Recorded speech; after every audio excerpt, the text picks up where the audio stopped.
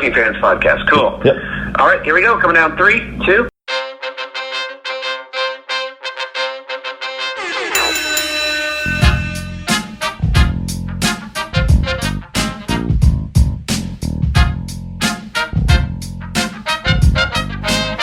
Welcome back for another week of the Working Fans Podcast. This is AJ. I'm the former wrestler. We've got Dave, the ultimate fan, here with us. As we do every week, our producer Joe likes to make us sound good and makes us look way more professional than we actually are. As always, you can find us on Twitter, that's @FansWorking, Facebook, Working Fans Pod. We've got email where you can reach out to us and please contact us to let us know what you think of the podcast and for any ideas that you might have. That's workingfanswrestlingpod@gmail.com. We're on Instagram where you can keep up with us at workingfanswrestling_pod. And then you can now listen to us on all major platforms, including Anchor.fm. We're on Google Podcasts, Spotify, Breaker, Overcast, Pocket Casts, Radio Public, Apple Podcasts, and you can actually check us out on YouTube. Now, it's important when you go onto the Apple Podcasts and YouTube, hit that subscribe button, give us a rating, let us know what you think so you can help us out and we can continue to do what we love and bring you guys in as fans. All right, everybody, it's the Working Fans Podcast. We're back with another week about arguing about stuff and finding out what's better. I'm the man they call Dave. We got AJ Strange Brew, easy for me to say. And today we are looking at who was the greatest interview. Out of these two gentlemen we're talking about too, we're talking about guys. It don't get no better than this. I'll be taking Iron Anderson, Double A, the Four Horsemen's enforcer, and AJ's got Jake the Snake Roberts. AJ, floor's yours, man. First of all, Dave, you butchered the name. It's wrestling. It's arguing over wrestling shit. Sorry. Secondly, still a work in progress here. Secondly, this is going to be a tough one. This would have been an easy one to me if it was career versus career, or the two toughest things that we could argue with Iron Anderson and with Jake the Snake Roberts are mic skills and your promo. Yeah. And then who has the better DDT. Yeah. Yeah. And that's just whether you like the quick style or if you like the actual slow, methodical release. Quick sidebar, I actually like Iron's DDT better, although Jake... I actually like Jake's better. Jake got it over more, to be fair. Yeah. Jake was the originator, and more people, when Jake hit you with the DDT, it was over. But the funny thing is, Jake's, when he first started doing it, if you watch Mid-Atlantic Wrestling, his looked more like Iron's. He did it more slow, deliberate. And then as he got to the WWE, he turned it in with that short arm and was able to actually snap it off of anywhere. And it was actually an accident how he discovered it. Like, they had fallen down during the match, and he had him like in a face lock. And Iron actually blatantly admits that he ripped his DDT off of Jake the Snake. Whereas Iron did invent the spine buster. Oh, I did not know that. I believe that. That's the first guy I ever saw use it.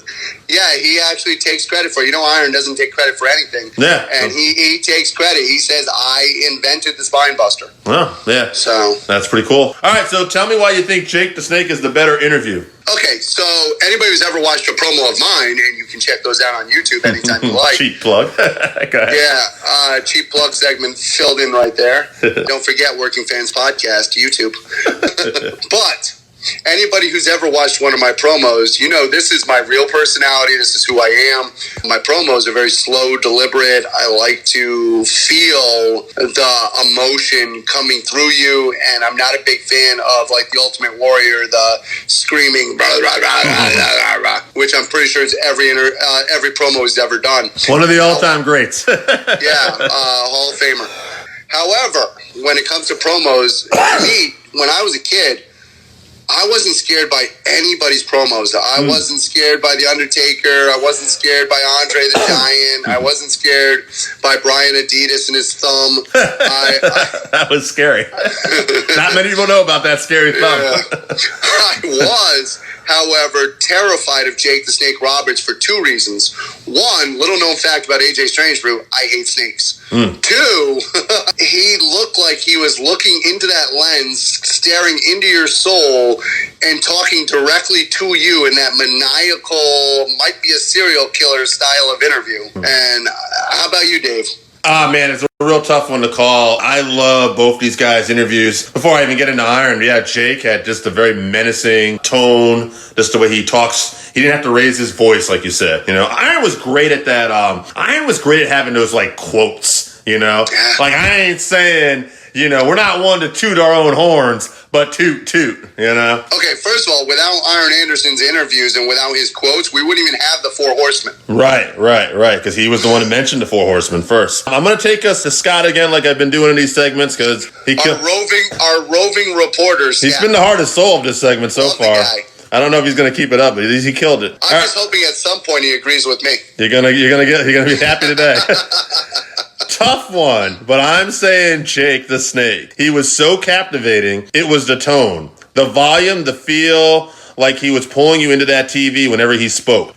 His promos felt cryptic. It was like he could make these veiled threats to his opponents, and they all came off like riddles, and they left you wondering. He always felt like he was speaking right at you, kind of like you said, and he had the intensity in his face without ever raising his voice. Those promos could sometimes haunt you, especially as a young kid. I can't take anything away from Iron. He was fantastic because he was clear in his message and he knew exactly how it needed to be said better than most could say it. Like, you could give the entire locker room bullet points on the same promo and he could find all the right words to make his promo next level. He had a lot of range and he made you believe every word he said. Such a tough call. So at the end, he did lean towards Jake the Snake.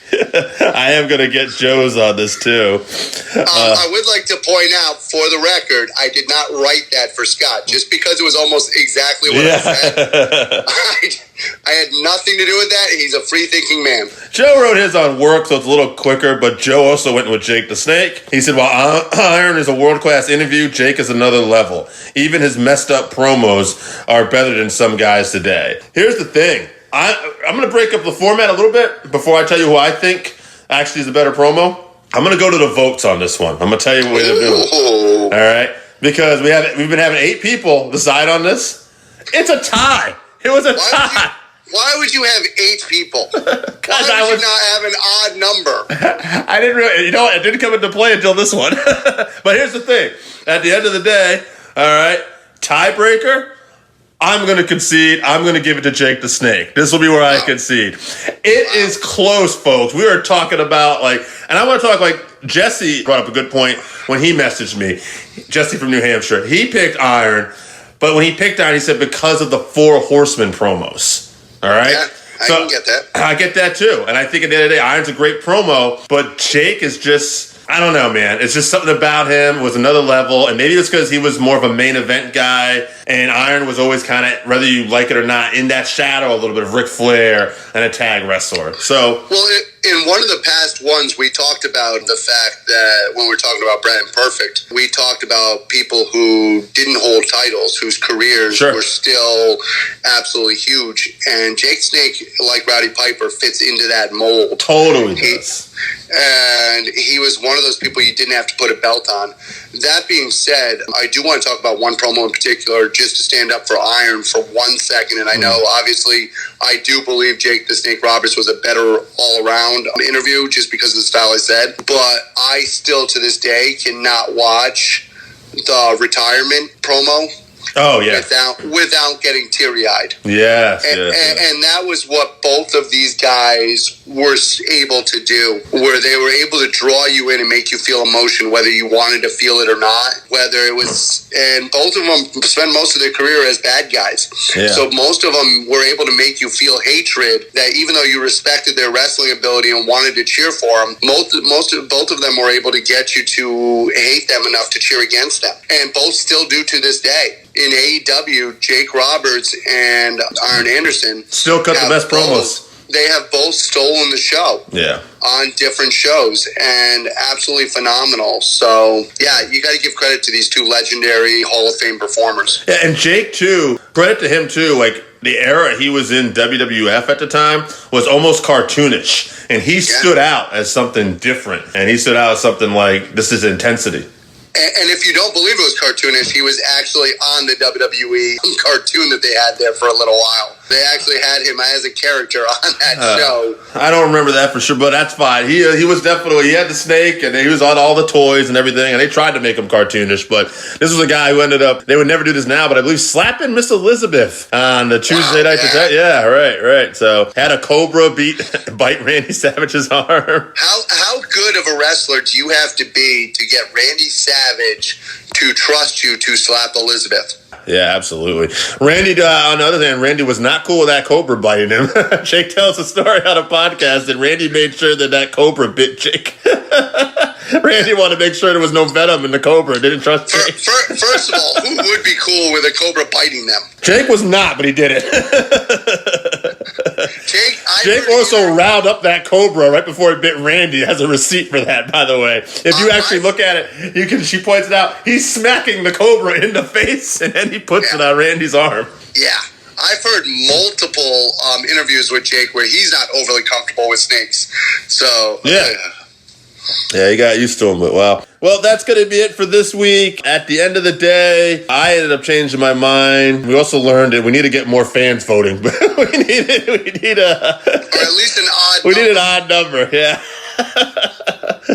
But one of the things that we appreciate, though, is we appreciate you tuning in and listening to us debate these topics. We are working on a title, so if you do like, arguing wrestling shit or something like that, please let us know so that we can make that title for you. Yeah, give us some ideas. Yeah, and once again, thank you for tuning in and thank you for being snake bit with us. All right, we're out. All right, everybody, it's the Working Fans Podcast with the man they call Dave. And today we got a professional wrestler, former Ring of Honor star, current NWA star, and two-time guest, Mr. Sal Rinauro. Sal, thank you for coming back and being our first two-time guest, actually. Before we even hit that, how often do you get, he's a man called Dave. There's a man. You know what's funny? I'm going to tell you right now. First off, I love that callback. Secondly, we were joking around because my producer, he doesn't like to give our last names out and have a very generic name. And he was like, what could you do? And I just hit it. I was like, the man they call Dave. I was thinking Vader, but AJ, who was also on the show, our other host, he did the same thing you did. He said, man, call me Dave. I remember, so in 96 when Vader, I remember clear as day, the Raw Bowl is the episode of Raw where Vader shows us and gets us like Vader jumping on the trampoline. Yes. And, Vince was like, the man they call Vader. And I was like, what else did they call him? That's his name. 13-year-old me rationalizing this man's crazy commentary. I was thinking the same thing. I remember because they would always change the name, but they didn't quite change his name, and I'm like, they can't call him Big Van, apparently, you know. Apparently he left his Big Van down by the river, but that's another story for another day. Anyway, back to me being the first two-time guest. I have a history of repeating things before anybody else does. I did a whole thing in NWA Wildside in 01 and 02 where I was the two-time back-to-back Rookie of the Year, which is as absolutely absurd as it sounds. So I'm glad I can carry on the tradition into another generation of wrestling fans. It does happen now. I think I just saw something where Brian Pillman Jr. just got that too. I forget how. He actually had to fight hard. So when keep in mind, my first year in Wildside, I was probably already 3 years in the business. And they put me on the Rookie of the Year poll. And in my brain, I was just like, well, it's my first year at Wildside. That makes sense. And somehow I won. And as soon as I won, I went to the guys in charge. So I went to Bill and Rick, and I was like, hey, I need to win this again next year. And Bill was like, that's ridiculous. You can't get a two-time Rookie of the Year. I was like, well, that's the whole point. Completely buried me for it. Just like, dude, no way, not gonna happen. Don't ever think this again. And so every once in a while I would bring it up. Because like, once I won the Rookie of the Year, you know, I was heel. So like, I went and got a trophy made for me in my image. I got tights with Roy on the butt, which Scott Hudson loved. So, fast forward to about November of the following year, and I get a phone call from Bill, and he's like, I've got a great idea. What if you rig the rest of the year and you win it again? I'm like, Jesus, I don't know where you get these ideas from. Oh, man. How cool was it to work with Scott Hudson? I mean, you were obviously a WCW and a wrestling fan growing up. That must have been kind of cool. So, that whole era of Wildside was just so surreal to me. Because, like I said, when I got there, I was about 3 years in the business, but I'm talking like mom and pop, like no interactions with anybody that's ever been anywhere ever. And then all of a sudden, I kind of just was thrust into Wildside, who had a WCW developmental. So, I went from the biggest person I'd ever been on a show with being 6'4", but he was 146 pounds, to walking in the locker room and getting high with Bob Sapp, but Bob Sapp sitting down and I'm on my tiptoes. So, it was just this whole new world, but so Scott Hudson, to this day, still, for whatever reason, I'll run into him from time to time in Georgia because he'll just show up. And he has always been a big Sal Rinauro supporter, which still blows me away to this day. I was super Marky Mark when I saw him in the locker room, just dude, this is awesome. And then when I found out he was doing commentary for my match, I was like, oh my God, it's Scott Hudson. Because it was Scott Hudson and Steve Prazak who I'd seen in ECW. So I was just like, oh my God, I'm the most famous person ever. But I'll still run into Scott all the time. And it used to be where I was really low key and I didn't want to show that I was super fanboy of pro wrestling. Now I'm old and I just don't care. So every time I see him, I start grilling him about anything I can think of from the 2000 eras of Nitro and WCW. And then obviously we've talked at length about the Booker T Brock Bagwell match in Tacoma. And all that stuff. But Scott Hudson's one of my favorite people. And one time he had invited me and one of my friends. He goes, hey, I've got a big house by the lake. You guys should come over and watch the pay-per-view and grill steaks and all that. And I was like, yeah, sure, Scott. And hindsight being 2020, he was being for real. And I'm just a jerk that was yeah, right, Scott Hudson's not invited me to his house. And I totally blew him off. Oh, man. Scott's the best. His recall is still really sharp, too, which is awesome. Because, there's other guys for example, one night, long story short, I volunteered to take Paul Orndorff home from a show because Paul Orndorff needed a ride home and yeah, this is going to be the coolest car trip ever. So I got Mr. Wonderful in the car and I'm just grilling him question after question. And some of the stuff he was spot on, but I was like, hey man, what was it like working the Renegade? And he was like, dude, I don't know who you're talking about. I was like, oh, come on, the Renegade. I want you to bury him. But he was like, dude, I don't even remember him. I was like, okay. Scott remembers it basically. Anything that I've thrown at him, Scott kind of has a recall, so it's awesome. You had mentioned Bob Sapp. Did you work with Bob at all? No. So before a show, once they needed bump dummies. Yeah. And I'm 17 at the time and 32 pounds. So of course, hey, I'm one of the 3 guys in there. So Bob Sapp threw me around, but he didn't break a sweat. Or it was 110 degrees in the Wildside building, which automatically makes it feels like 750 degrees. And Bob Sapp's picking me up and throwing me around and on the fly. He was just swatting me away. Just unreal strength. Some guys you gotta post for and get up for. Bob Sapp's not that guy. I was just wondering if it's intimidating. With a guy that green, but also that size and strength, I just wonder, if it's a little. Oh, well, keep in mind, like I said, when I walk into the locker room at Wildside, I'm already kind of intimidated just because, this was the hotbed of Georgia indie wrestling. And I walk in, and he's literally the first guy I see, and I'm standing as vertical ones I've ever stood in my life. And this guy is sitting down and he's looking me in the eye. Yeah. He stands up and he just doesn't stop. And I'm like, alright. So yeah, super intimidating, but he was also a very cool guy. I mean, he was very once we got done, he was very appreciative of me going in there and bumping for him, like I had a choice. Right. I'm pretty sure if he wanted to bump me, he was going to bump me. But he was a super cool dude. I really liked Bob Sapp. The last time you were on was, I think, the first week of March. 2 weeks later, they started shutting everything down for COVID. You were injured. How has the recovery been, and what's been going on? Well, I told a lot of people, when I broke my arm, I kind of secretly hoped that the wrestling world would kind of wait for me. I didn't mean the whole world. Right. That's my fault. That's on me. World, I apologize. I put my CDs out into the universe all the time. This is the first time it's worked. Yeah. Very good, too. Who knew? But yeah, the arm, I'm back full boogie as far as in the gym.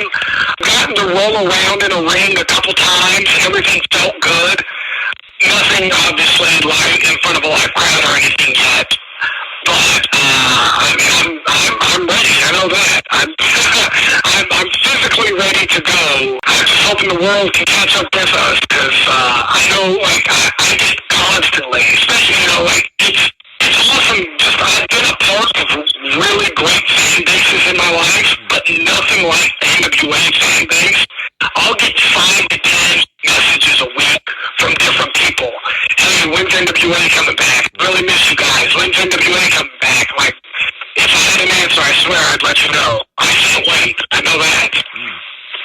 One of the questions I was going to ask you was if you knew. I had a feeling you weren't going to know, so that's okay. No, unfortunately, I'm on standby like everybody else.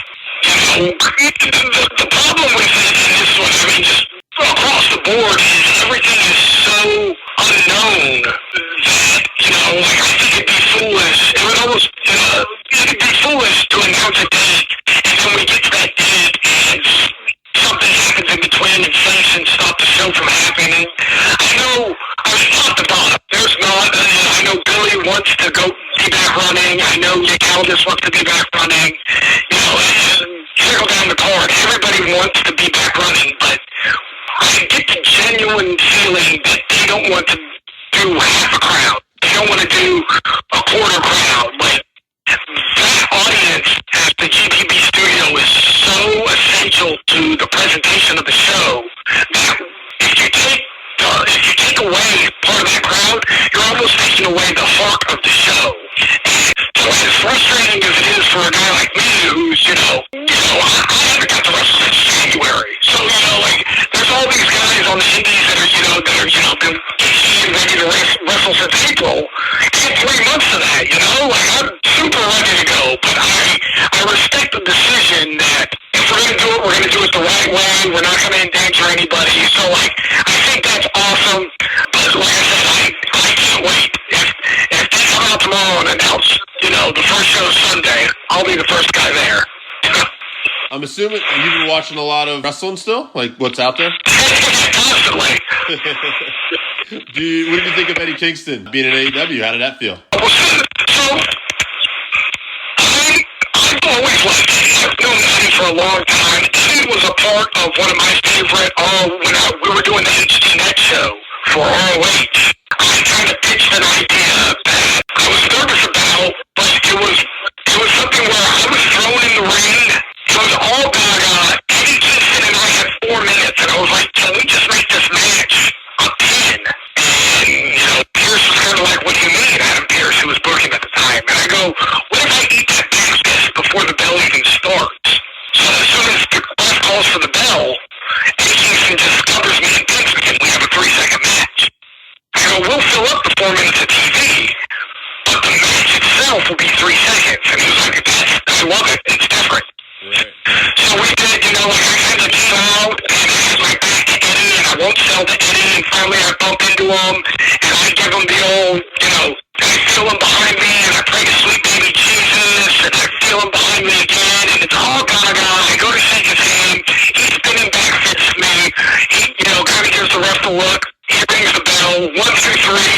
rings the bell. So, I mean, this is '09, so I've known Eddie for a long time. I've always dug Eddie.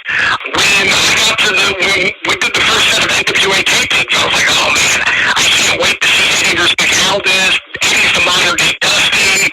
And Eddie was always like, oh, shut up, I'm not Dusty Rhodes. I was like, no man, you're this generation's Dusty, dude. Like, I mean that in every respectful way possible. Like, dude, you're Dusty, it's cool. So when I had heard, like, yeah, Eddie's gonna be on AEW, 98% of me was like, yes, that's awesome, he deserves it, like, I can't wait to see this. But then there was that 2% of me that was like, man, Eddie's gonna get signed, I'm not gonna get to hang out with Eddie anymore. This is the worst.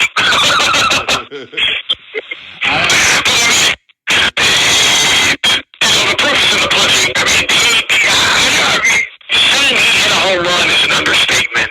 I mean, he just, it was such a thing of beauty.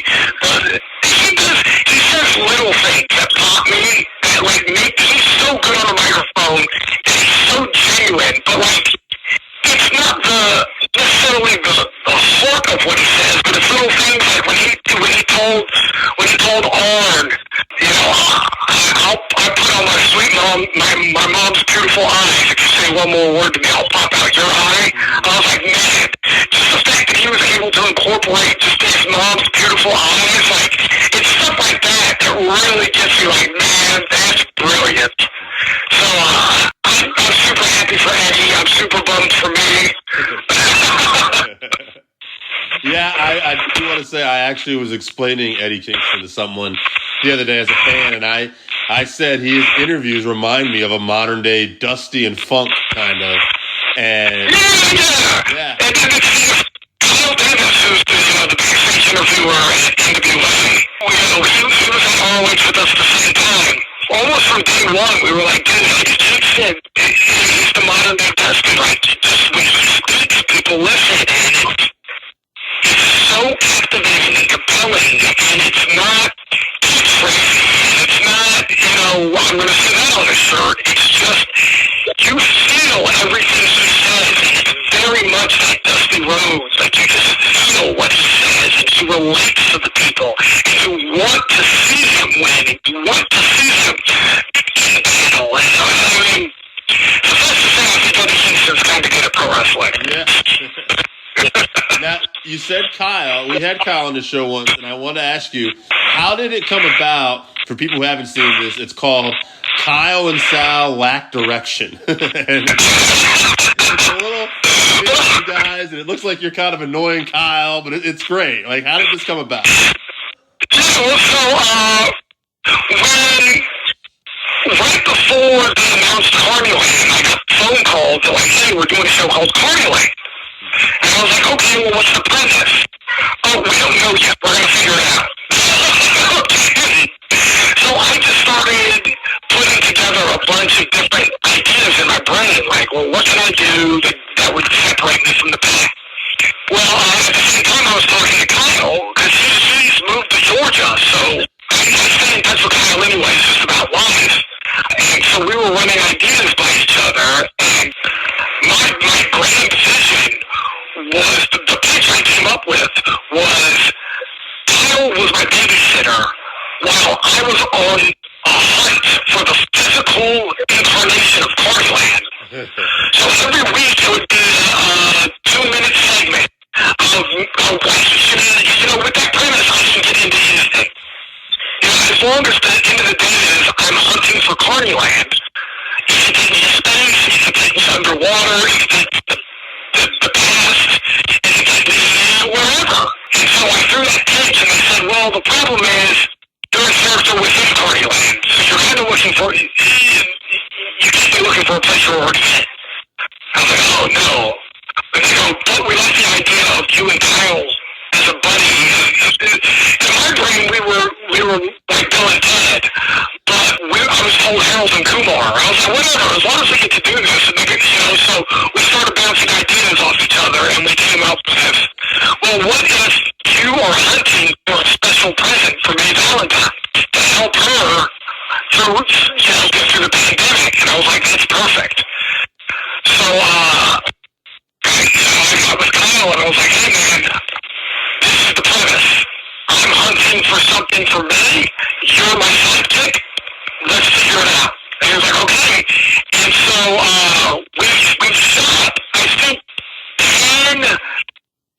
11 episodes so far. Everything kind of got put on pause because we rented filmed everything. It was me, Kyle, a phone, and insane ideas from my brain. And action. So we shot a lot of it just on our own, but then we sent it in to be edited.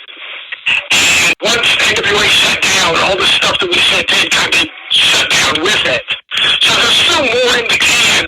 For all those that haven't seen it, Sal and Kyle Laughter Action on YouTube, my fingers are crossed that we can get back to filming it, because I think it really screams through the screen how much fun we were having. It's two buddies, it's over-the-top Sal Rinauro hunting for I'm looking for a piece of jewelry that May Valentine's mother gave her when she was a child that she lost. I don't know what that piece of jewelry is. So we're kind of just filling in the blanks as we go. But we had such a good time, and my thing, like I said, this pitch was given to me on Friday. I went to Atlanta on Saturday to meet the Kyle so we can shoot.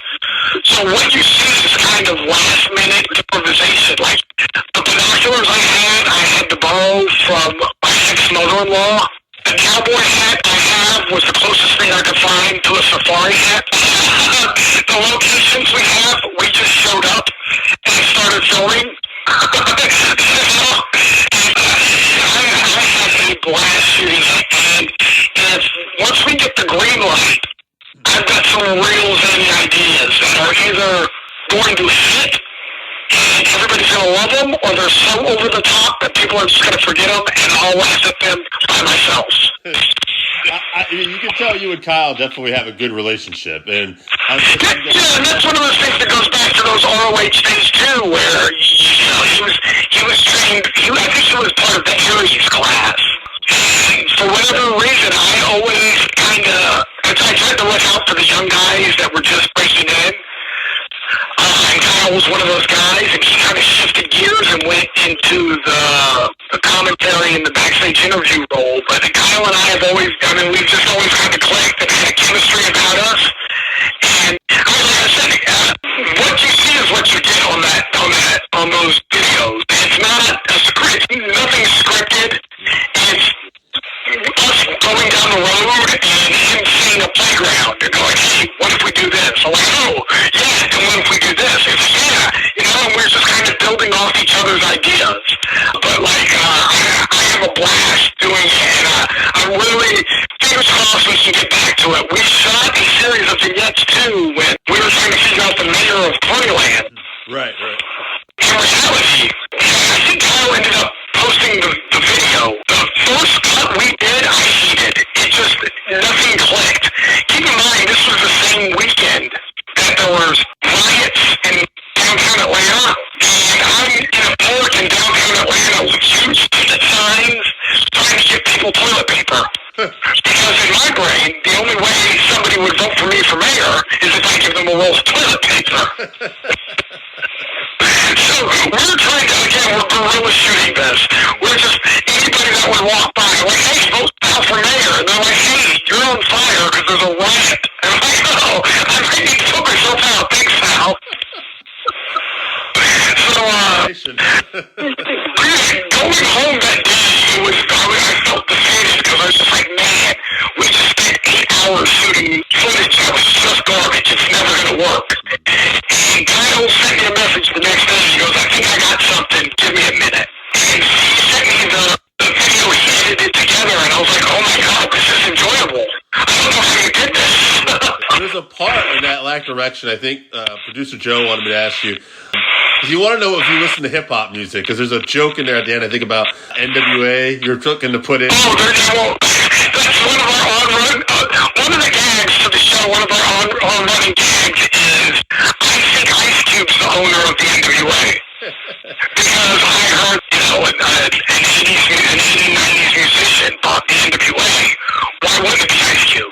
It's literally the only logical conclusion. I mean, I'm a huge hip-hop fan anyways, so it kind of just works into my advantage, but this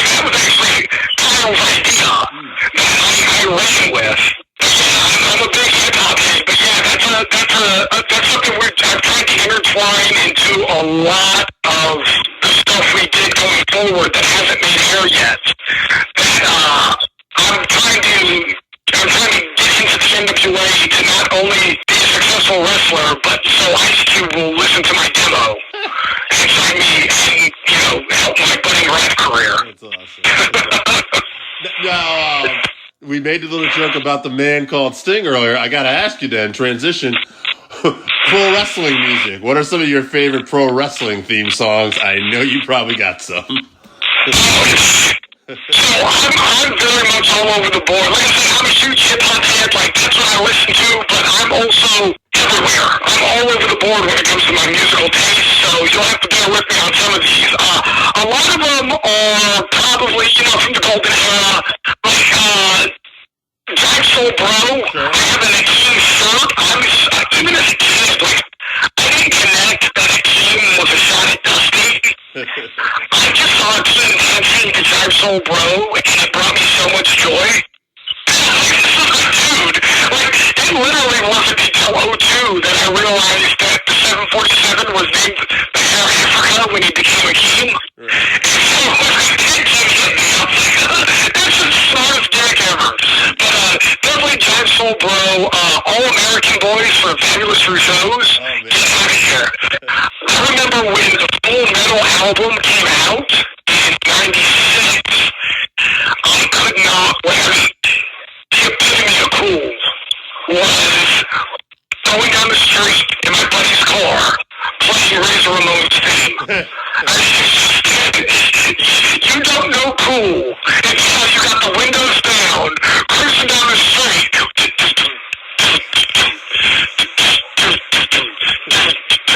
So definitely, the Razor Ramon theme. A real American, timeless classic. I know the lyrics of the Honky Tonk Band and the Big Boss Band, but even there's so many. I'm trying to think.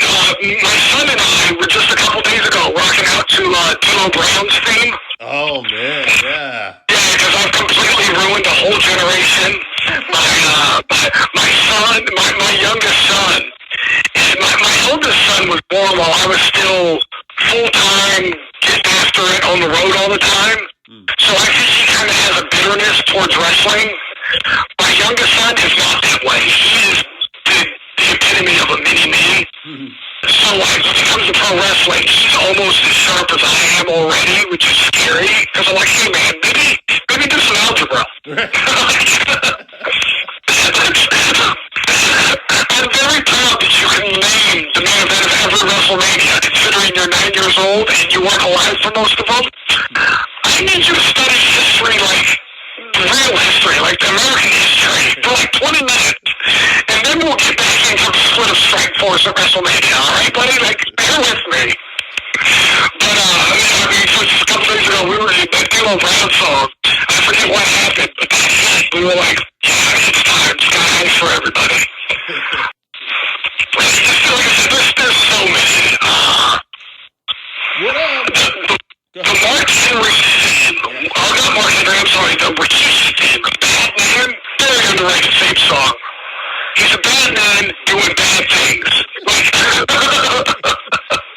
don't know how that heel turn didn't work. He told us all what was happening. He did it for the people. He did it for the people. I wanted to ask you, though, you had a story, I want to say, the last time you hear about your son, where there was somebody didn't like, and even though like they were trying to portray him as a good guy, you're like, nope, he's not a good guy. I can't remember what it was, but there was somebody. Well, I know there's the New Day, which is ironic, because Xavier Woods is one of my guys. Like, I didn't train him from, I didn't begin training him, but right when he started, I kind of took him under my wing. And so, my kids literally call him Uncle Austin, but it took Jacob months. After that New Day turn, Jacob was still like, no, I don't trust this dude. I'm like, dude, that's Uncle Austin. Like, he's a part of our family. Like, he gets you tickets to shows a bad guy. Like, no, not anymore. And it wasn't until it was a random role where he did an 8-man and he teamed with Cesaro. And all was forgiven. You know what? They're not that bad after all. Where have you been? Another one was Rusev. Almost to this day, he doesn't trust Rusev. It just, I'm a huge Rusev guy. Where, like, not just his in-ring work, which I've always been a fan of, but the person is hilarious. Every time I see something with him, he pops me.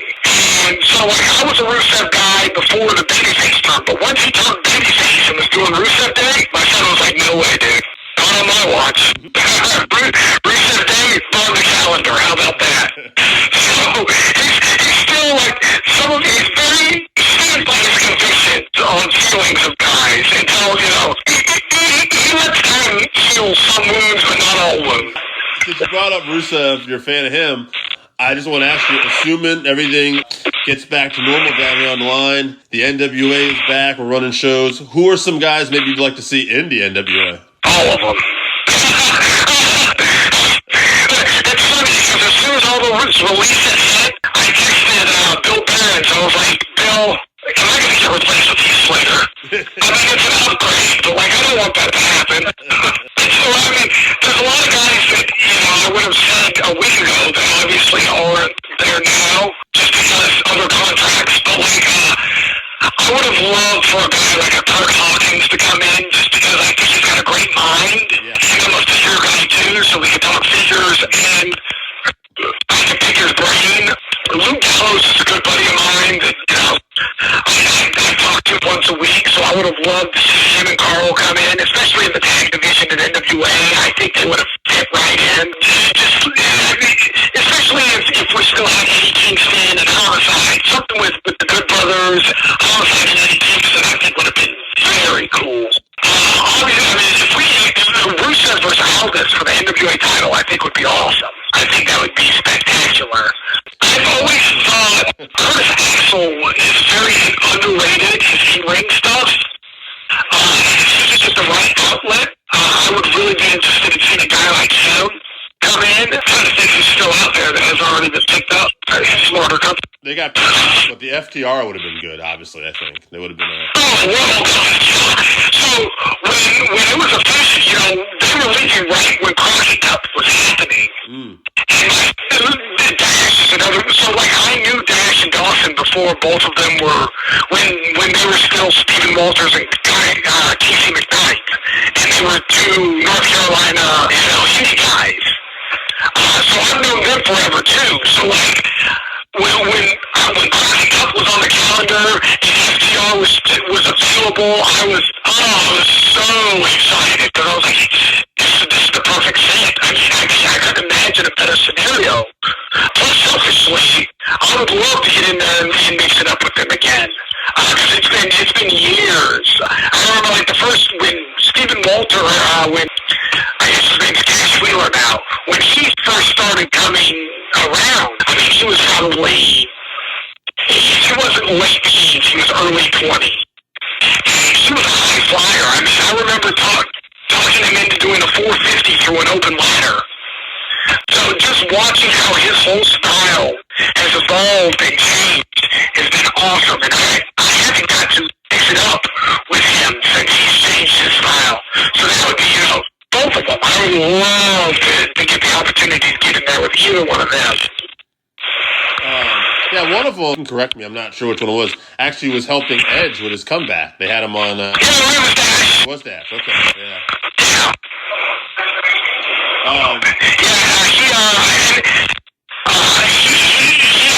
He told me the story where Edge started coming to the gym he worked at. And instead of Dash, like, hey, I'm a wrestler, come, you watch my stuff, blah, blah, blah, blah, blah. He didn't say anything to him about it for months until somebody else smartened Edge up. And then Edge's the one who was like, hey, I heard you wrestle, if you want to show me some footage sometime, I'd be happy to help. So, you know, but I think that kind of, the way it was handled, I think Edge gained a better respect for him that way. Like I said, I would love love getting there with them. They're awesome, and I've got a guy down here that I work with that I would love. That would be my dream tag match on the Indies. Is me and my buddy Marv versus FTR. I would love to see them in NWA. I mean, what a perfect scenario for them, right? Yeah, right. You're very good at laughing at yourself. I appreciate that. That's got to be helpful in the wrestling business. 100%. Yeah. It's actually very helpful in life too, I would say too. I've used it myself, so. For everybody out there looking for life advice, just laugh at yourself. It makes it always easier. You're welcome. Assuming we do get back to normal, you're back in a ring. Let's say you're back in a ring, and God, hopefully in 3 months, a year from now, what would you like to be doing? What's the ideal scenario? What's a goal? What would be something you'd like to see for yourself? Well, I'm real big on being part of an underground sensation. So, if NWA is back up and running, I would love to still be a part of that NWA family. Like I said, those fans are so passionate. I think it's really cool to see how far, not like the NWA is this new, young thing. I mean, it's 156 years old. But, its evolution and its revolution of the NWA has been something that's been so cool to be a part of. And I'd really like to, find myself a really good niche in the NWA. I mean, I'm not sure what's going on with 60 Guys right now in that TV title, but I know that's always been, even when NWA Wildside was up and stuff, they had a TV title. And I kind of had that on the bucket list. Like, I want to be the television champion. Because I just remember as a kid, you're the best wrestler on television if you have the TV title. Like, that's such a cool thing to be able to say. And so I would love to be in the TV title mix. And a year from now, that would be awesome for me. Obviously, getting in there and mixing it up with Nick Aldis for the NWA World title would be, surreal. I honestly think if given the right amount of time and the right story, I could make a believable case as to why I could be in that mix and get that shot. I mean, everybody knows the comedy side of me and the funny side of me, but there's also this passionate wrestling fan side of me that's thought that, been buying the magazine since 1984, and the NWA title means a lot to a lot of people, but it means so much to me, just the heritage of what it represents, just the heritage of pro wrestling. Like I've said a million times, I'm a self-professed wrestling nerd, so to be in the hunt for that would be surreal.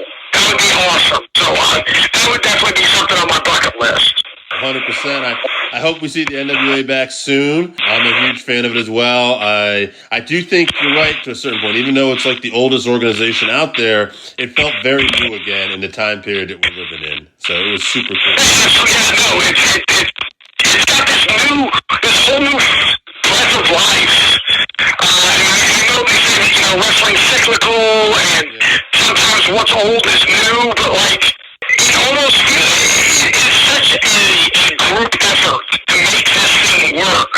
And this is not to disparage any other wrestling company, because I've seen it, from WWE on down, how much effort and work and pride goes into all these different shows. But to be there from day one of the Power era, I really take a great amount of pride in that. Like I said before, I was the very first match in the history of Power, and I'm the only one left standing.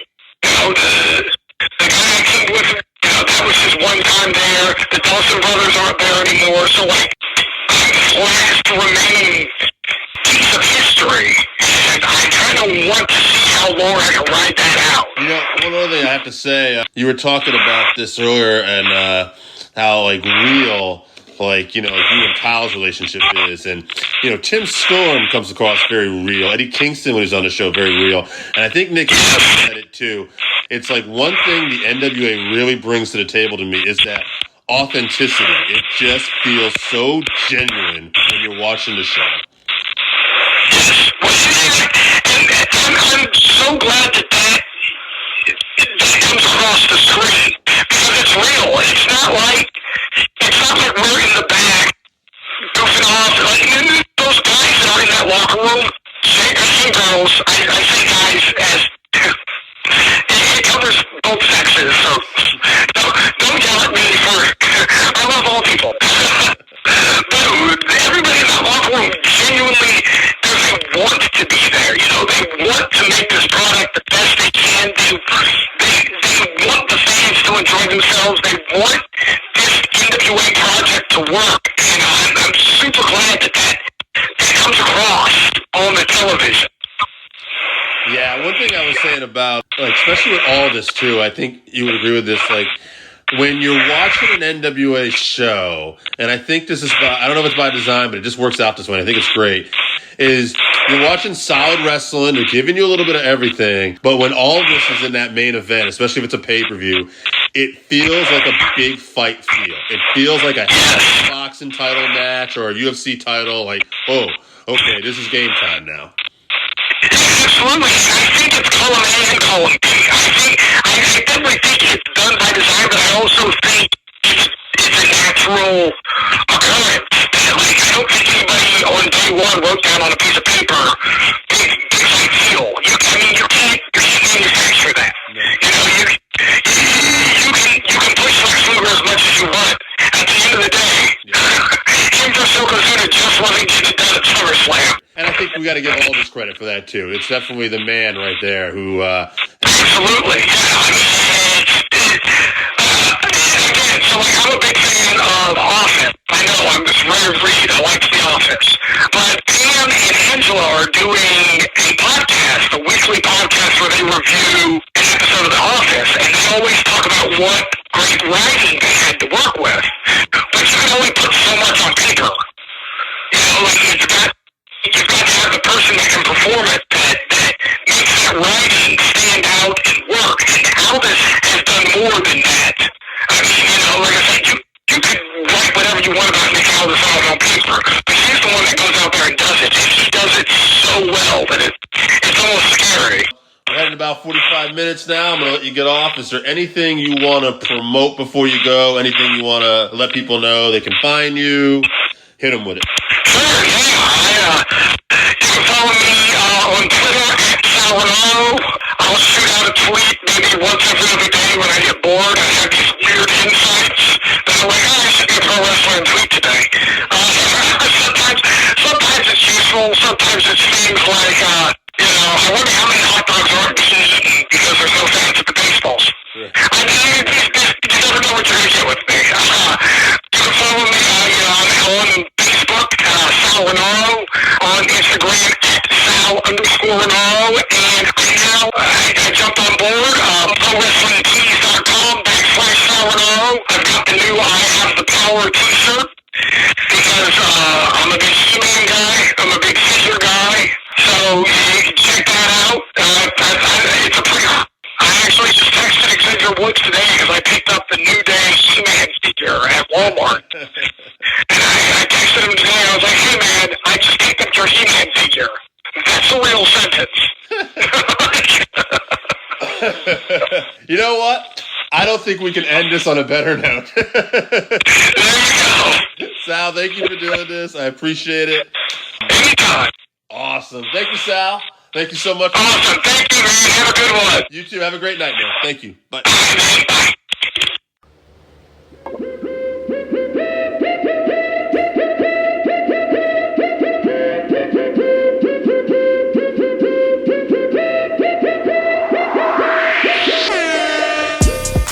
Welcome back, fans, for another week of the 531, where we take our top 5 list on a particular subject, debate it down to a top 3, and then we pick a number 1 out of that group. And this week, we are talking the top feuds in wrestling history. We got Connor Elsey's bringing us a list. He's got CM Punk versus Samoa Joe, Sting versus The Great Muta, Mike Awesome versus Masato Tanaka, Austin versus McMahon. I love this one. Cornette versus Russo. And then as his honorable mention, Steamboat versus Flair. And after that list, I'm not even hating on Steamboat and Flair as an honorable mention. I think he gave us 6 heavy hitters. I believe this is the same Connor who might have saved a marriage at a Beyond Wrestling event I went to one time, too. Yeah, young Connor Elsey. I believe he's Waterford High class of 2020. Shout out to him. Hell of a guy. I think he also questioned me if I had the right to be sitting down in the seat that I was sitting in. I had to let him know that I was... You should have told him graduate high school and then come talk to me then, Connor. I'll sit where the fuck I want to sit. And you can talk to me with some bass in your voice. Say it with your chest, little man. I'm going to be going to Scott from Voluntown, our boy. He don't F around. And he's got Flair on Steamboat right on top where it belongs. Through that honorable mention, Jazz. Then we got Austin versus McMahon, Taz versus Sabu, HBK versus Brett, WWE, although it was WWF at the time, versus WCW. Honorable mention to Jerry Lawler and Andy Kaufman because they did such a good job of making it feel real. And I told him we could include it as an honorable mention because he just loved the feud and he was on the fence about it. We're going to hear it a few times. Tommy Dreamer versus Raven. That is not a bad list. I'm going to give you my list to show you how close Scott and my sensibilities are. We've been friends for, God, it's got to be 30 some odd years now. But I had Flair, Steamboat at the top of my list. Hart, Michaels right after that. Cornette, Russo third. Stone Cold McMahon fourth. And then I got to give it up to that Okada Omega. I wanted to give it up to Okada Tanahashi for what it meant to New Japan and just the generations over there, like almost being like close generation wise, but almost a class apart. But Okada and Omega did such crazy stuff that I had to give it to them. Who do you got next for a list? Big St. John's. Well, who's got Ric Flair versus Terry Funk, which is just an awesome feud. Terry Funk at one point puts a bag over Ric Flair's head and suffocates him, and they have to make an apology the following week. Flair, who was legit claustrophobic, by the way, was not enjoying this angle at all. Raven versus Tommy Dreamer, feud that never died. I love the premise of it, how Tommy Dreamer could never get that one pinfall until Raven was leaving the company. And this feud, you're going to see a few times, Ciampa Gargano. You know, probably one of the best feuds in the modern era of wrestling right now. And let's take it to the classic era of wrestling again. The Freebirds versus the VonErich. Another great one right there. And then last but not least, he's got a tie. Austin McMahon and Minoru Suzuki and Tanahashi. Those are not bad lists. Or not bad choices. Yeah, very much. Jason Miller got to us with a list. He has McMahon versus Stone Cold, obviously. Hogan versus Savage. Matt Hardy versus Edge. Brett versus Owen. Angle versus Benoit. And then as an honorable mention, Daniel Bryan versus The Authority. Well, rather than go to the I want to go with Randy because I forgot to write down his honorable mention, but I actually remember. Let me guess. Randy, he agrees with Jason Miller. No, he does not. I'm missing something here. Rock versus Austin. Steamboat versus Flair. Hogan versus Piper. That's a good one. I haven't seen it yet. That's a good one. Edge versus Cena. That's a good feud for that era. HBK versus Triple H. And his honorable mention, Tessa Blanchard versus Five. Jesus Christ. I should have seen it coming. That is actually a really good list. And good list, even though we clown on him about how much he picks Tessa for things, Tessa versus Taya was one of the better feuds that Impact had going through a rockier time. So I will give him that. And props to put Hogan Piper on there because that was kind of the feud that set off Rock and Wrestling, the first WrestleMania. They had a match live on MTV. Mr. T got involved, Police got involved, so that was definitely a hot feud, one of the hottest feuds of all time. And I would say one of the least talked about of Hogan's feuds, because you'll hear Savage more often, you'll hear Warrior, shit, you'll even hear like later day feuds that he had, like maybe his WrestleMania match with The Rock, but like I don't think Piper gets brought up enough, yeah. No, Piper kicked it off. So James William Lawrence III brought us a list. He's got Magnum TA versus Nikita Koloff, the Road Warriors versus the Russians, Rock and Roll Express versus the Midnight Express, Dusty Rhodes versus the Horsemen, and Undertaker versus Mankind. I wrote it down as Man King, and I'm pretty sure there's no Man King. There's a Man Scout, Jake Manning. Me and that guy are going to have some stuff similar on our list. Props to him for some of those NWA feuds he put on there. Yeah, some real deep digs. 4 out of his 5 choices were NWA, and 3 were like classic. Who do you got for a list next? Skip over here. I'm going to skip around. I'm going to go to Mike Flynn, who's got Raven and Tommy Dreamer. He also has Daniel Bryan versus the Authority figures, because he basically said it was the organic nature of the feud and how it played out, where they legit, you could tell, didn't want Bryan to get over at that time, and he did nonetheless. Wow, see, I thought Bryan versus the Authority was a weird pick, but to see 2 people pick it, I feel like I almost got to go back and watch more of that era of TV to really appreciate it better. It's really one of the last, really great feuds, because it organically happened. If you follow Bryan's journey, they did not push him. They did not want to push him to that level, but the yes chant just kept getting over and over, to the point that there was a conference call where Vince McMahon actually said it's a vocal minority. It was a vocal minority that the yes chant was happening not only in WWE arenas everywhere, but in baseball fields, hockey games, basketball games, and it kind of became obvious after a while, hey, this Daniel Bryan gets over. So, anyway, continuing on, though, he also had Eddie Guerrero versus Rey Mysterio, which I was involved. Ooh, that's a very good one. It was a great feud in WCW, and then it goes on to WWE, where I just watched WWE Untold about this, where it was Eddie versus Rey, and it talked about the custody of Dominic, the ladder match. And I thought to myself, what a dumb storyline. But if you go back and watch it, Eddie Guerrero is so believable. He cuts such great promos, and the matches are so intense. And here we are, I want to say like 15 years later, and now Dominic Mysterio is going to be at SummerSlam this year, is a rumored match too. So how cool is that? Hats off for Flynn for putting Eddie Ray on this. He's got 2 more picks though. HBK versus Jericho. I'm going to say this. I got a lot to say about this list. So Flynn, you've got a good list here. HBK versus Jericho.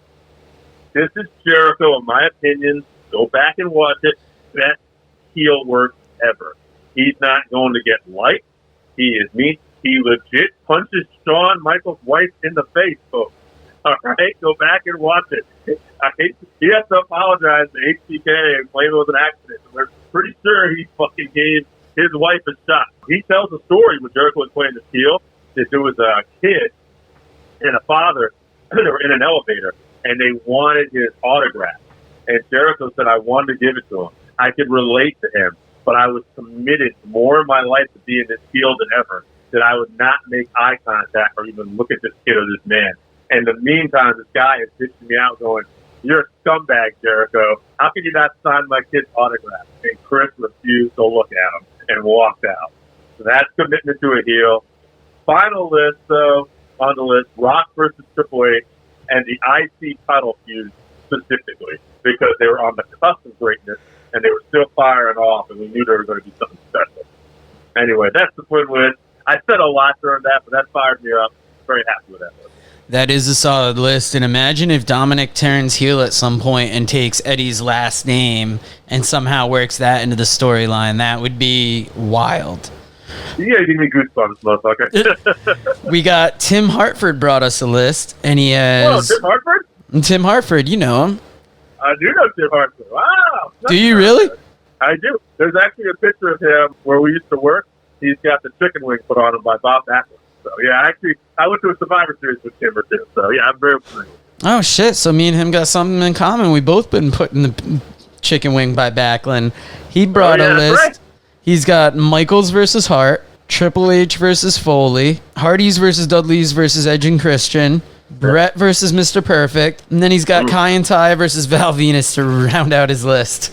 Of course he would. Oh, that's great.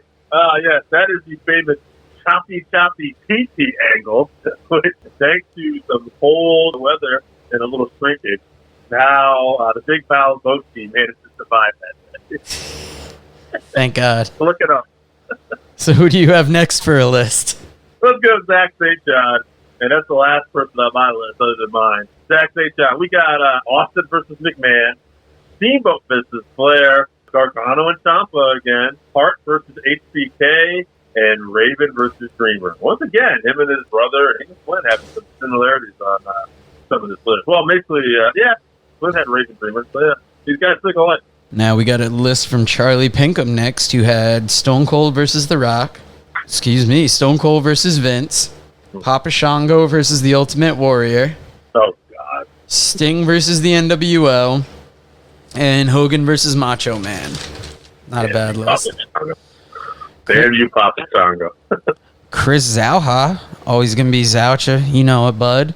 Shout out, prayers for Chris Zoucha's dad going through some medical stuff at the moment. So whoever you pray to, pray for that dude. But he has Sting versus Flair, Midnight's versus Rock and Roll, VonErich's versus Freebirds, Michaels versus Hart, and Austin versus Rock. Good list. Solid. Did we get a list from AJ? No. All right, fuck him. I thought we left him off. Here's Jason Gross's list. He has Raven versus Dreamer, Sabu versus Taz, Stone Cold versus McMahon, Rhodes versus the Four Horsemen, and Bischoff versus McMahon. That's a good list. Very Bischoff good list. sold out Vince for a fight on a pay-per-view. I know, and who actually showed up to that? Nope. Exactly. Dave, if you want to give us your list, and then we'll give loyal listener Jesse from New Hampshire the main event spot. Did you get your list already? You did, right? Yes, I did. I gave mine after Scott's because it had some similarities. Oh, right. Similar to hit home in the field. Gotcha. All right. My list. Hogan and Andre. It threw the house. Come on. Andre ripped that cloth off him. The blood. Roddy Piper, you're bleeding. That's good stuff. Flair versus Funk. That is actually the first dude that popped in my mind when I started thinking about this stuff. New York Knockout. One of my favorite Classic Champions. Main event. Jim Ross, Gordon Soley with the ball. Gets no better. Rock and Roll Express versus Midnight Express. Folks, this feud spans several territories. Mid-South Wrestling, NWA. I believe they even had a match in the WWF at one point. Absolutely one of the... And Smoky Mountain Wrestling. Yeah, so tremendous feud. Dusty versus the Horsemen. One of the first big feuds in my childhood that I remember. And the first real legit shoot feud that I ever saw in wrestling. Blurred the lines. HBK and Bret Hart. Sorry about that. I had a dog barking. That's a good list. We got, obviously, in the main event spot, Jesse from New Hampshire. He has Rock versus Austin, Hardys versus Dudleys versus Edge and Christian, Savage versus Steamboat, Cornette versus Russo, and Cena versus Edge. Funny to see Cornette and Russo made it on this list twice. And also, I don't remember anyone else having Savage Steamboat on there, but that's a great feud to have on there. That's actually AJ would probably have had that on there because that's the one where Savage came down with a bell on Steamboat's neck. And AJ said, I did not know how they worked that as a child, and I was scared for Ricky. Oh, wow. There you go. So now that we've got all our top 5 lists in, what, Flair Steamboat has to make it on, right? Yeah, Flair Steamboat was more than Flair Funk, I guess, huh? Flair Funk was like a close number 2, but Flair Steamboat definitely was on more. If you had to pick one of the Hogan feuds that's made it on a few lists, who would you give it to? I think Hogan Andre kind of made the list a few more times on here. So I think Hogan Andre would be the bigger feud, with the more important feud. That being said, and what do you want to give that last spot to? I feel like VonErich's Freebirds or Midnight's Rock and Roll. But how many times did like Austin McMahon or Austin Rock? Austin McMahon made several. Yeah. Yeah, I guess we got to give it to Austin McMahon on that one. Yeah, I think we do. And so that's interesting. We have a real interesting list here. So Austin McMahon, Hogan Andre, what's that one? Rock and Roll Midnight Express? Flair Steamboat. Flair Steamboat. Okay, wow. It's going to be hard to drop a first one off because I don't think Austin McMahon's going to be the obvious first one. No, I don't think it is. No. I mean, it's still in contention, but it's like, I don't know who to get rid of for. I almost think Hogan Andre, because even though it drew the house, Austin McMahon was like a bigger, more recent sensation. And what Flair Steamboat did for work rate wrestling and putting on like those truly classic matches and inspiring a generation, I feel like it's a step above Hogan Andre? Let's look at this though differently. This is a feud, right? So I mean, the power. I mean, what was the more, maybe violent and bitter feud? Steamboat represented everything that was good, right? He was the family man, and Ric Flair was like the womanizing, partier. I mean, I guess we could drop Hogan Andre, honestly, because even though it threw the house, what was that feud really about? A couple big guys, maybe friendship being betrayed, but I don't think it was as personal as the other two. And speaking of the other two being personal, which was more personal? Was it Flair Steamboat or was it Austin McMahon? There's no doubt in my mind. Don't you ever, Joe? I own my own business now. Why is that? Because I don't want to work for a boss. And he did a Stone Cold Steve Austin. All right, you hate your boss. You want to drop that sack of dimes he calls the neck with a stunner. You want to do that when you walk into the office once in a while, Joe. You want to stun some people. Yeah, I was going to say it's happened more often than I'd care to admit lately. you got me. I was going to make a case for Flair Steamboat, but it's been a bad fucking week, so fuck him. We're going Austin McMahon. Austin McMahon, baby. Shout out to my job. Oh, hell yeah. Working Fans Podcast. Give me a hell yeah. And Dave, you know what that music means. That means we have picked a top favorite feud, and it's got to go to Austin McMahon. So guys, it's very clear. I don't know the name of the Facebook group, Working Fans Podcast. Look it up. It might be Wrestling Podcast. I'm 100% that we are at Fans Working. We are Working Fans Wrestling _pod at gmail.com. That's probably the Instagram too. And workingfanspodcast.com. We got that domain for a year. You best believe I'm going to fucking remember that. I think fucking the top feud this week might be me versus Short-Term Memory. What do you think, Dave? Yeah, you got the ass with, baby. I don't know if it's much of a feud. They walked all over you.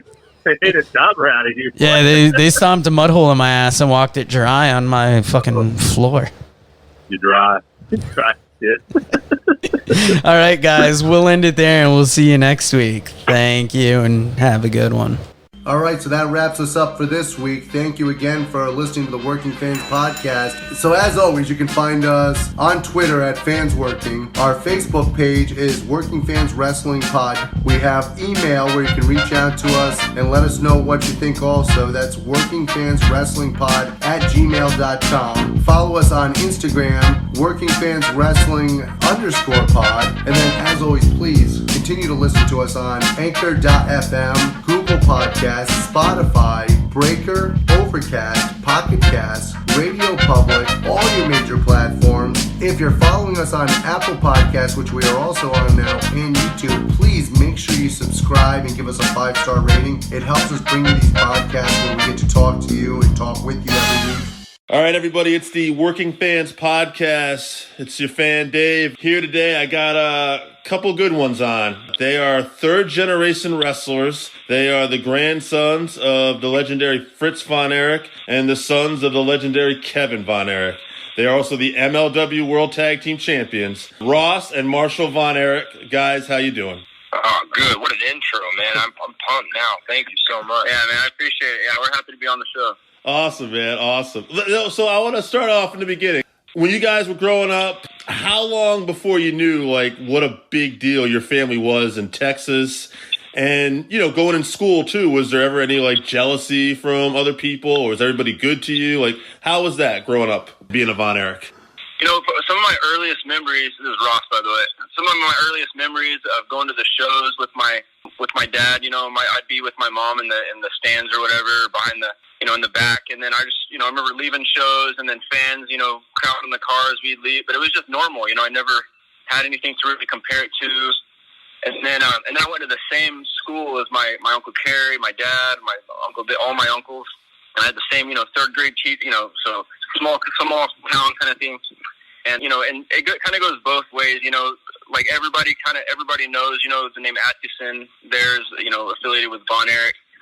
And, so sometimes, you'll get a ton of favor, and they'll treat you great. And other times, they treat you like, you don't exist or, you're annoying or whatever.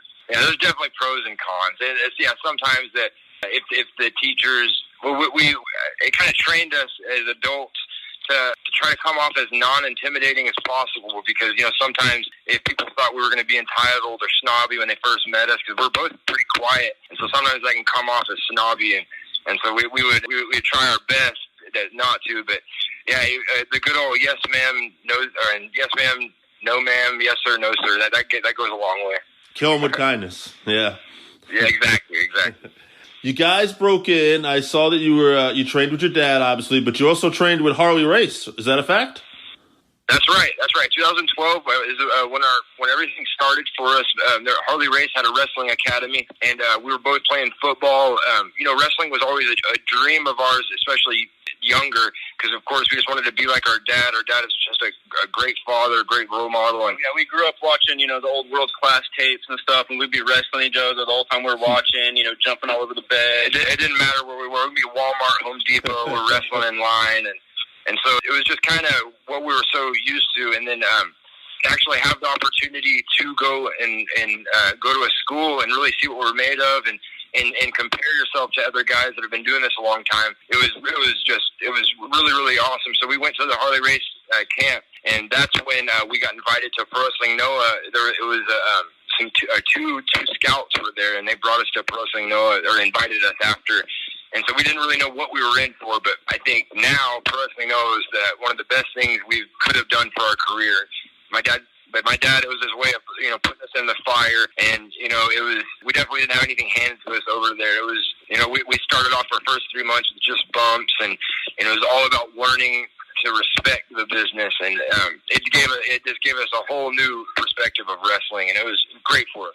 In your guys' time in Japan, did you find that to be a more physical style as well? Oh, most definitely. Yeah, absolutely. Yeah, Japan, it's any preconceived notions we thought we had about wrestling, because we're both athletes trying looking to go to further our careers in high school, college athletics, and so any preconceived notions we had about it being like hokey or whatever, American style, whatever, it totally changed in Japan. With the hard hitting, and everyone wearing mouthpieces. And our first day there, we went to a show at Kurikan Hall to kind of watch the product, and we were watching these guys put mouthpieces in. Right, what is that all about? And then these guys are just killing each other. I saw one of the guys lose a tooth, and then over an elbow exchange, and we were sitting there after the show, went over to my dad and like, did you just see that? And he's like, welcome to Japan. And so it was just, but it made us closer as brothers. We've always been really close, but it definitely made us closer as brothers. We had to have each other's back no matter what, and we just didn't.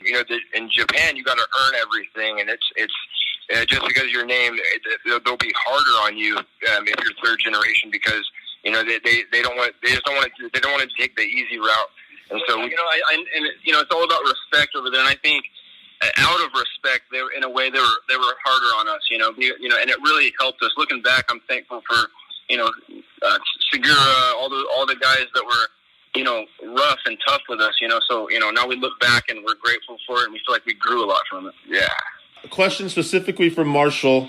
Did you start off barefoot, or was that something you decided you wanted to do to honor your dad? How did that come about, and what was the adjustment like? So I've always been barefoot. I just hate shoes, and I've definitely picked that up from my dad.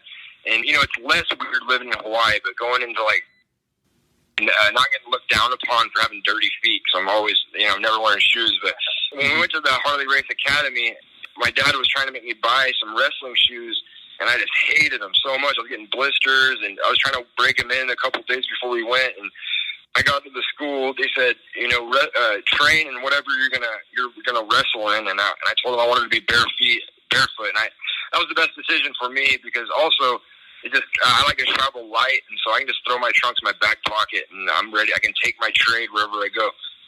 That's awesome. Given, obviously the up and downs of the VonErich legacy and everything that happened, do you guys feel any pressure right now carrying on the VonErich legacy? Is that something that, weighs on the back of your mind, or is that something you guys, you're just doing you right now? How does that work? I would say it's just all about perspective, how you look at it. And I don't mean to sound preachy or anything, but before anything, we're Christians, and we put our God has opened this door in wrestling and everything that's come about, and so we really haven't tried to force anything to happen. We really just let the doors open, because any door I've tried to open has shut in my face, whether it be football, track and field, whatever it be. And then wrestling is the only door that stayed open.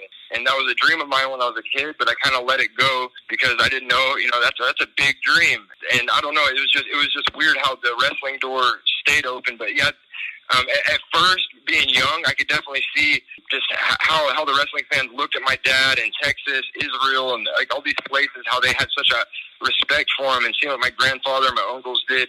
And so for us as brothers, we go out there, and as soon as the bell rings, we're going to give it everything that we have due to the blood, sweat, and tears my uncles and our family have done for the name. And so we feel like we wouldn't be doing it justice if we didn't go all out. But we don't look at it as really pressure, really, because God has us here for a reason, and so we really are just we're going through the doors that he opens. But it's just been a magnificent ride with my brother. We get to travel the world, and it's to know that the pressure's not on me. When it's over, God will close the door, and the door hasn't shut. So we're just gonna keep on going. We haven't really tried to push anything to happen. All this stuff, MLW, it all just came up. We didn't send them any tapes or anything. It was just one step at a time. And we definitely went through a stagnant part of. We started doing indie shows in the mainland, and we didn't want to go to WWE, so we weren't really sure what we were supposed to do. But the door didn't shut, and so we just we were just trying to stay faithful. Even if there was 12 people in the crowd, go out there and wrestle like it's a main event. Wrestle, just give it all we have, and eventually MLW reached out to us with the perfect plan for us, the perfect scenario that we could work with, which was live in Hawaii and wrestle, be a professional wrestler. And a lot of companies wouldn't work with that because live in Hawaii, it's expensive ticket, it's far away. They want us to move. And learning a little bit about my dad's story. Family is important. Family is everything. That's where we draw a lot of our strength. And so, especially when my dad's in his latter days, we love spending this time all on the same island. We go to each other's houses every day, and it's we're just making the most of it during this time. But it's a beautiful, awesome life. I couldn't be happier. I'm glad God shut the doors that He needed to shut, because if it were up to me, I would have been a car salesman or something. I don't know. I'd been something else. Well, I'm glad you guys are doing what you're doing. Now, one thing else I want to ask you about before I get into MLW is, two things. One, you got to wrestle with your dad in Israel, I see, which I'm assuming was a really big deal. I want to hear a little bit about that, but also Israel, because for whatever reason, the VonErichs have been hugely over in Israel. Little insight into that, and then what was it like teaming up with your dad?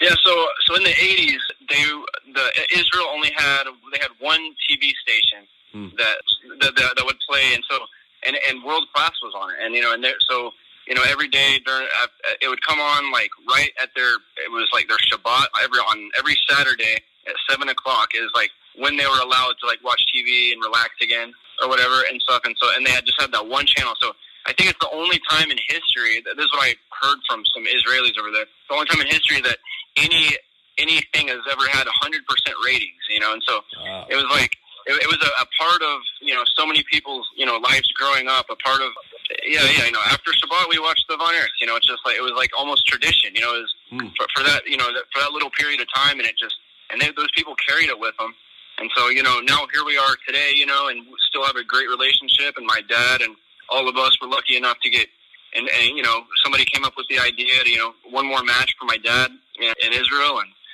my dad didn't have any plans to have a retirement match. He never did, but he said if he ever did it, it would be either Dallas or Israel. And and my dad didn't know the magnitude of Israel until in the 80s he went down there, and they just heard they had great TV ratings, and so my dad was like, what, the real Israel? They're VonErich fans? Are you serious? And we've always been fans of Israel. And he said that he got there, and there was just the one time that he's gotten weak in his knees from the sea of people. And he said that it was the biggest crowd he's ever seen. And he got out of the plane, and the guards were saying, "This is for you. They're here because of you." And my dad couldn't believe it. And they told him, "Don't look up, don't make eye contact, because they don't want to make any, they don't want to have an uproar in the crowd. If he gets the crowd hot, then there's barricades up. And so as he's walking through the barricades, he waved at like a lady that was yelling for him. And he said as soon as he waved, the barricade started shaking and moving, and he said the ground rumbled. Oh. And so the guards picked him up over his shoulder. He thought he was in trouble, and they ran him to the police station. And he said they sat there and watched world class tapes for about 3 or 4 hours till the crowd died down. And that's when he knew that there was something big going on, something special going on in Israel. And it was just unreal. And the fact that we got to go there with my dad and have his retirement match, it was just so many bucket list dream come trues at one time. It was unreal. It really was unreal. I got to sit in there. It was the first time in a long time that 3 VonErichs were in the same ring, and sitting there learning with my dad. It was like a training session. We were sitting there talking about moves. My dad was like, hey, well, what should I do here? And he'd get tagged, so we'd tag him in. I remember we'd literally be in the corner, and he's giving us advice and telling me what I should do next time I'm tagged in, and tag me, that kind of stuff. And I was just kind of stepping back. I'm like, I'm gonna look back one day and just think this is really surreal. There was one moment in the match where I'm like, this is just a really surreal moment right now. And it was the first time our nieces and nephews ever watched us wrestle live, because we brought the entire family. All 20 of us were there.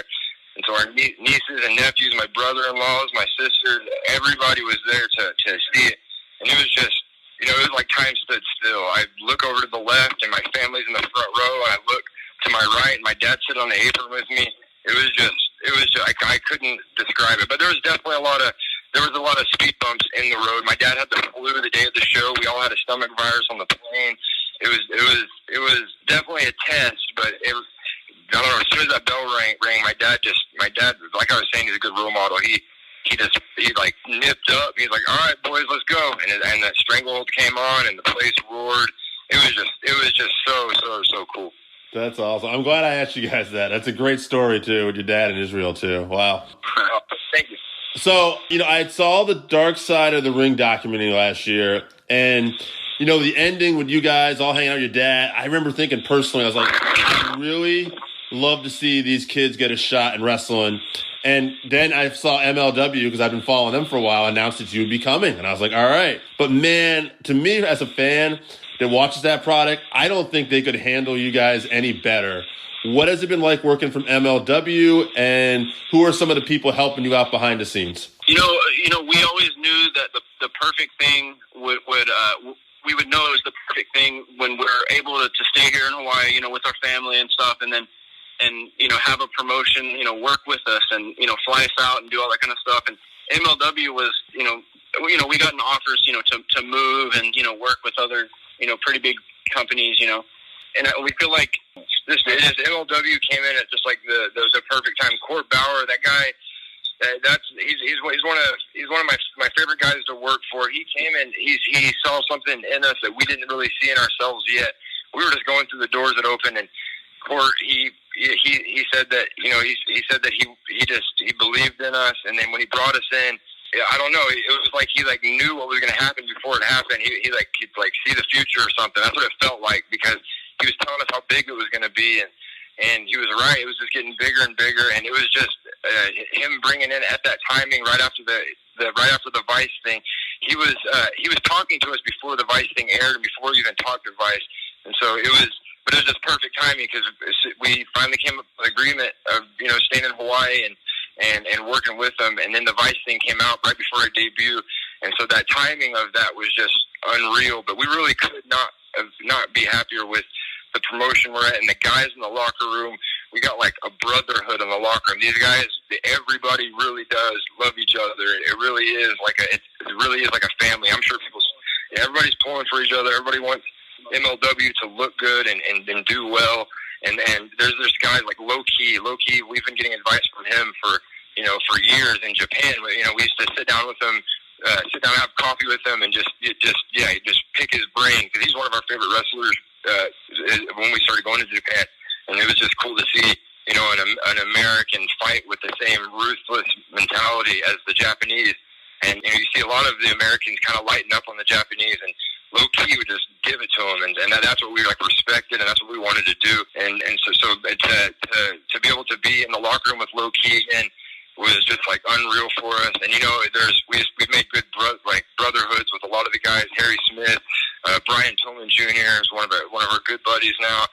Douglas James. There's so many guys in the locker room that it's been surreal. And then we were also good buddies with Tom Lawler before all this. We trained together and we pick his brain. He was giving us a good perspective of just the fighting world and to bring that into wrestling. And that's what we wanted. We want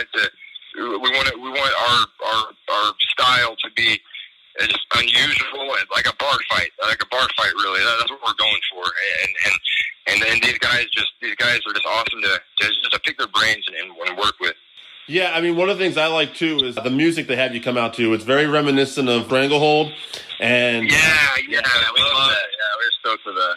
Yeah, it's awesome. And then, the way you guys debuted and, fighting with Contra and there's these brawls. Like you said, it looked like a bar fight. I remember the first time you guys were in there with Contra and I just saw this wild fight happen. And I'm like, well, I texted a buddy of mine. I was like, this is the damnedest thing I've seen in a while. You have to watch this. But yeah, it was definitely unique. Like after the match, I remember thinking did that go really well or did it go terrible? We didn't know. We had no kind of feeling of how it went. But we got in the back and Court was like, welcome to MLW. He was happy with it. I'm like, okay, good. He's happy. We're happy. But yeah, it was definitely a weird match. I feel like for a lot of the fans. Well, one thing I really liked was the placement. First ever pay-per-view. You guys are going against the Dynasty. You guys are like modern, just classic, old school style baby faces. Real easy to get behind. And then the Dynasty, just absolute shit heels. Nothing really believable about them. Yeah. And so it's just great. It kind of reminds me of the old school VonErich Freebirds. And I remember your dad saying, this isn't Texas versus Georgia. This is decency versus filth. And that's kind of what I thought with you guys versus the Dynasty. And I think it says a lot. Court believed in you guys to put you on the very first match of the very first pay-per-view, and you get the straps. What was that all like? Oh, man. That was like a milestone in our careers. As soon as we started talking, and it was in Chicago, a place that, we've always dreamed about wrestling in, But before that, I remember going and just being like, or when MLW first reached out to us, we were thinking, one day what a dream it would be to actually get the tag straps, and it came way sooner than we thought, and we were just way sooner. Yeah, and we felt a little, unprepared or whatever, but I just remember the feeling of just total accomplishment and just being that was one of the high points of our career, definitely. And when being in Chicago, not knowing if people were going to know our name or know who we are. That was, that having that question mark, but I just know that, nobody can deny or you can't get behind a guy that did all that he has. And so when we got in there and to hear the Chicago fans behind us, it was just like, we looked at each other and it was this confirmation, all right, let's fight. It was just an amazing feeling. And yeah, to win the belts after, that was, that whole night, we were just sitting there, we just look at each other and start laughing. We just couldn't believe it. Like, man, this is insane, and we're still it's as long as this. I know we're in this quarantine and this COVID-19 stuff's going on right now, and but the longer we're in quarantine, we haven't got a chance to defend our titles in a while, but it's going to be. I'm afraid we're going to be the longest reigning tag team champions without having to defend our titles. Right. I mean, I'm glad you guys mentioned Chicago, too, because I've never been there, but I will say as an old school wrestling fan, that is an arena whenever WCW or even WWE or ECW went through, I'm like, man, that is just a wild, raucous crowd. They love their wrestling out there. Yeah. Yeah, they just appreciate the art of wrestling, and it was just so awesome, and I can't say enough about Court Bauer. He really, to us, we feel like he's like the modern day Paul Heyman. ECW was full of misfits. They had a just problem child, the men in the locker room, and that's kind of what you have at MLW. Guys that have been kicked out of the locker room for fighting. It's just it's weird how it was you put it all together, and you got this this family, and you know, and Court Bowers, you know, is definitely just a great leader, a great guy to get behind, and he gives us before most of the shows, he'll give us a speech and just pump all of us up. And we'll run to a brick wall for this guy, you know, and so it definitely gets everybody ready to go right before the show. Now, one more question about MLW. Dallas, Texas, intimidation games. What was that like coming back home? I mean, you definitely seemed like you got quite the response. Well, for us, that meant so much to us because, you know, it was about 7 years ago. We were, we were young boys in Japan and doing the Japan thing, and then we came to the mainland. It was one of our first shows in Texas, and we were in this little country town in the middle of nowhere. It was Burleson, Texas, or right like north of Burleson, and it was just a small country town. And they had a sign that our main event tonight, the VonErichs, and we were sitting there looking at that sign, and like, man, these people are coming to see us for the main event of this town tonight. And it wasn't a huge crowd, but that right there changed a lot of things for us, and it made us, you know, like it was, you know, maybe that there's someone else behind all this, and it's not just us, and that was really. That was a really heavy moment for both of us being the main event. And so for MLW to go to Dallas, it was, you know, it was our first time in Dallas, and to be VonErich and see that MLW believes in us enough to do a show in Dallas was just, it was unreal. Yeah, and you talk about pressure. You know, the greatest amount of pressure is not from people say, oh, you can't accomplish this, or you'll never be able to do that. It's when people believe in you, you know, and especially you're going back to Dallas, you know, and they put you in, you know, a main event kind of style match, and you're like, that is the greatest amount of pressure to us, you know. So as far as our career in MLW, that was our biggest feat. It's easier to have that mindset to want to prove people wrong, but when people believe in you and you want to prove them right, that can be a lot of pressure too. And so that Dallas show was, you know, everybody was pulling for us, and you know, it was definitely a heavy night for both of us. But when that bell rang, I don't know. I know as cheesy as it sounds, I really felt like all my uncles, my grandfather, everybody was watching it, and it just made me so proud to be a VonErich. You guys seem like you, like a lot of performers, feed off the crowd. Have you seen any of these empty arena matches? And how challenging, if you haven't been in one, do you imagine it is to work without fans? Well, we worked some indie shows that were almost like that. They're borderline. Yeah. Borderline. You know, but definitely the crowd helps so much. And you know, I think there's definitely pros and cons from it. Some guys, just from what I've seen, will still act like there's a crowd there when they fire up and things like that. But, you know, if there's not a crowd there, I think that we as all of us as wrestling fans can really appreciate the art of wrestling. And, you know, I don't think there needs to be as much showboating or anything. I think it's more, you know, this is just a fight, you know, and a classic wrestling match. And so I've enjoyed watching it just because, you know, it's just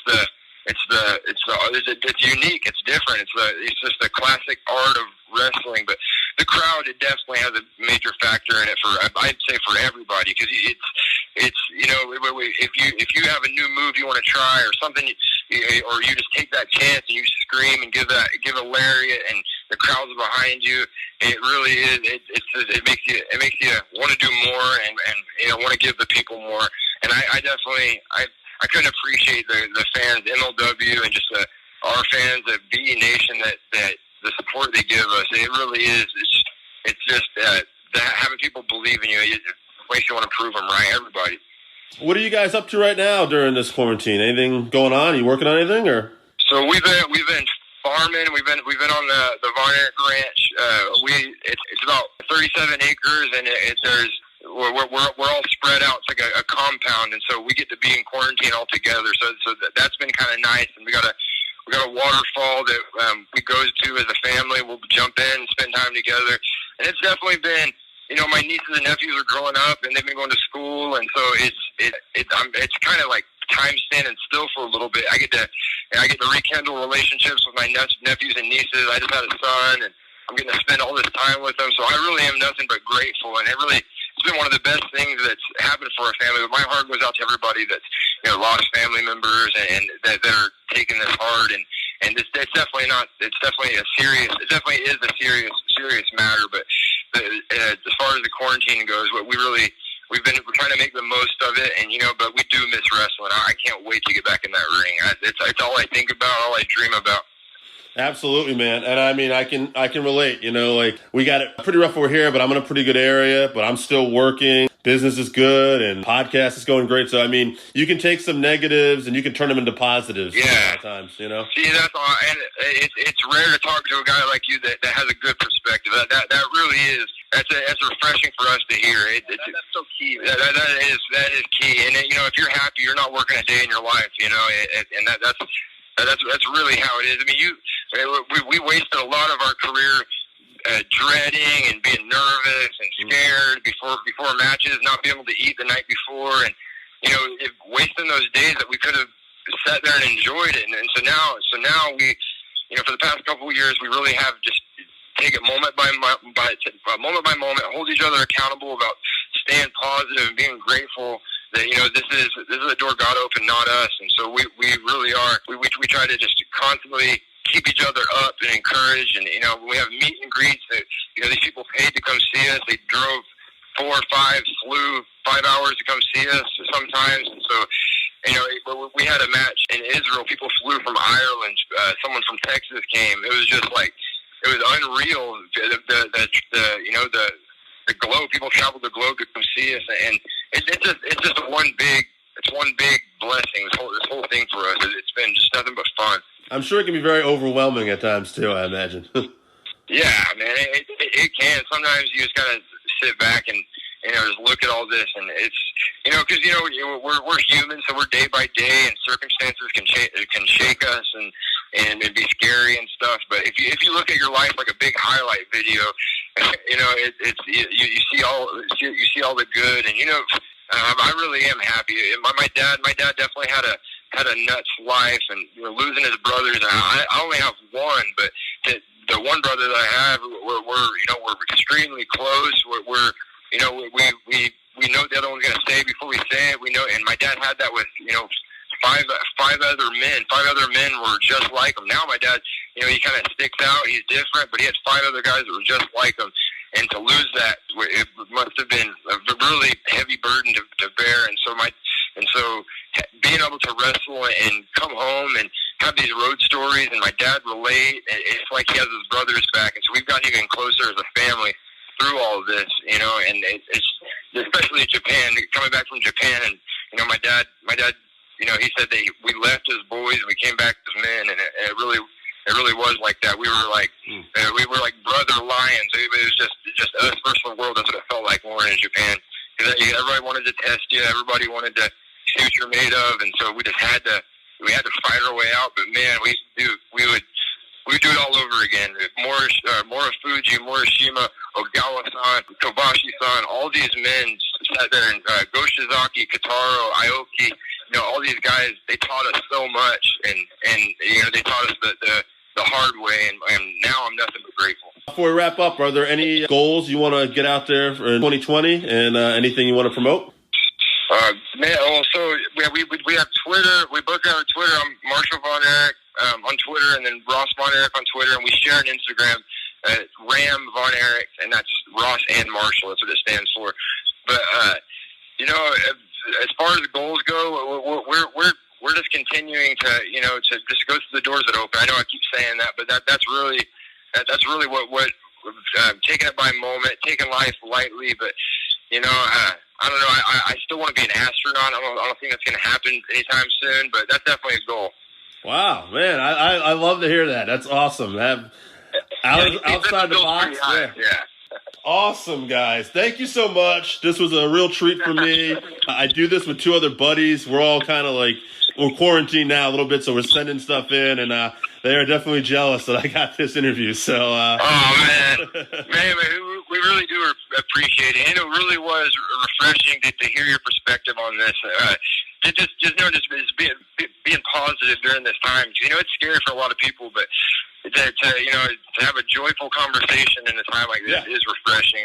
I really appreciate that, man. No, absolutely. And yeah, for me personally, I always have I always worked out, but I had a bit of a sweet tooth. And in this time, I've cut out the sweets. I've upped I've been better with my diet. It's kind of like I'm home. I'm like, why don't I make some positive changes while I'm here? So it's just. You're good job. That's the way to be, man. I wish I could say the same, but my sweet tooth has kicked in and my gym's closed, and it's been a bit of a. It's been a bit of a battle, but that's still refreshing for me to hear. All right, guys. Well, hey, have a great night. Thank you so much. Well, it's night over here, but thank you so much for doing this. And maybe we'll get to do this again down the road, man.